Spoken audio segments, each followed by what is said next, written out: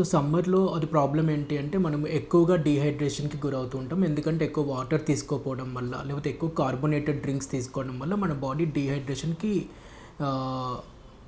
Dehydration వస్తుంది. So especially పెద్దవాళ్ళు చాలా వల్నరబుల్ గ్రూప్ అనమాట.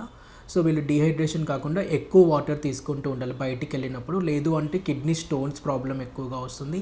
డీహైడ్రేషన్ అయిపోయి మళ్ళీ మనకి క్రియాటిన్ పెరిగే ఛాన్స్ ఉంటుంది. కాబట్టి మనం ఎడిక్వేట్గా వాటర్ లేదా ఫ్రెష్ ఫ్రూట్ జ్యూసెస్ ఇవన్నీ తీసుకుంటూ ఉండాలి. బట్ నాట్ కార్బోనేటెడ్ డ్రింక్స్ అనేవి మనము అవాయిడ్ చేయడం మంచిది. సాఫ్ట్ డ్రింక్స్ అనేది ఎక్కువ వాటర్, ఎంత దాహం వేస్తే అంత వాటర్ మీరు తీసుకుంటే కనుక సమ్మర్లో మనకి కిడ్నీ ప్రాబ్లం రాకుండా అది కాపాడుకోవచ్చు. మళ్ళీ రెగ్యులర్ బీపీ మెడికేషన్స్, తర్వాత షుగర్ మెడికేషన్స్ అది కంపల్సరీ వేసుకోవాలి.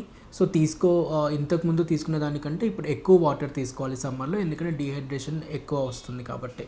సో ఈ విధంగా మనం కిడ్నీ డిసీజ్ని కాపాడుకోవచ్చు.